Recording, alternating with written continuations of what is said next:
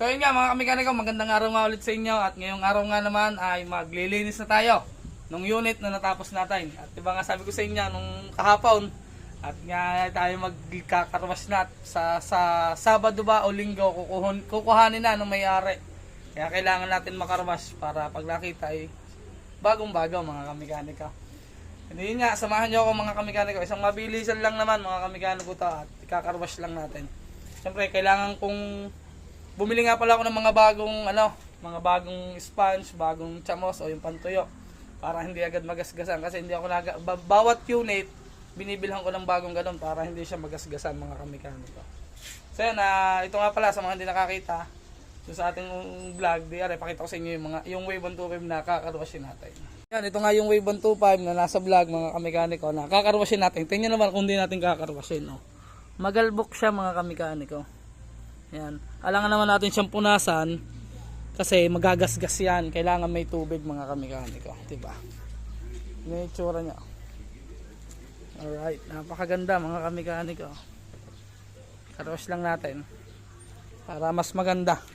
Kasi maraming galbok tulad ba niyan, diba? Napakagalbok kasi.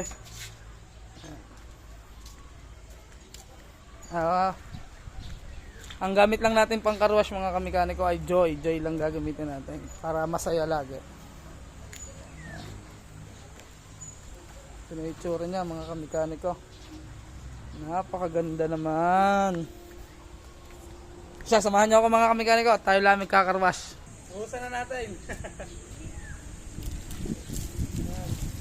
Buhusan na natin yung ating bagong karwash. Bagong buo na unit.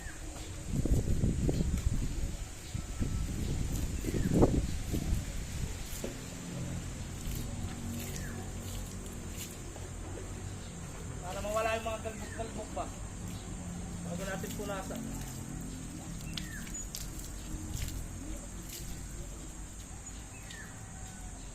Time lapse.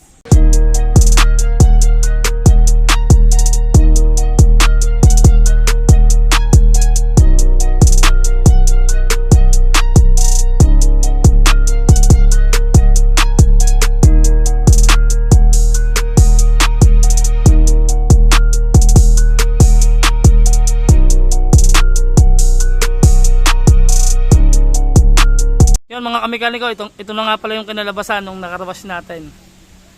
Diba, parang mas gumanda lalo mga kamekaniko. Nawala yung mga galbok-galbok. Napakaganda na mga kamekaniko ng ating binuo ngayon. Alright na.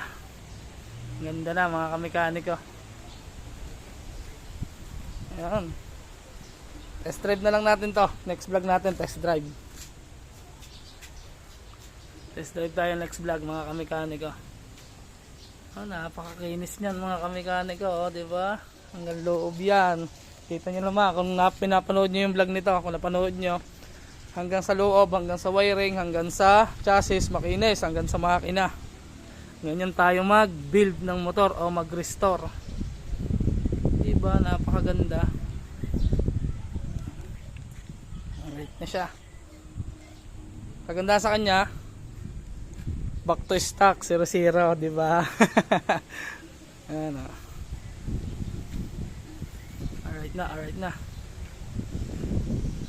May natapos na naman tayong isang unit. Next vlog natin X4 mga kamekaniko. X4 naman ulit. Ito na.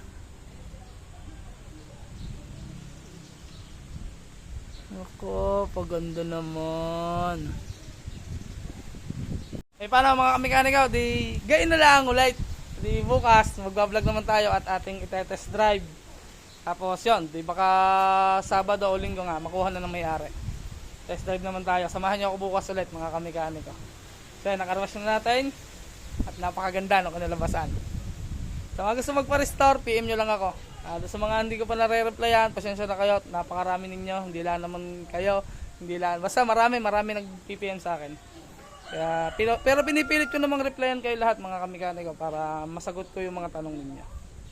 So yan, hanggang dito na nga lang at natapos na natin i-carwash. At bukas naman, next vlog tayo, mag-test drive naman tayo nitong unit na to. So yan, peace out!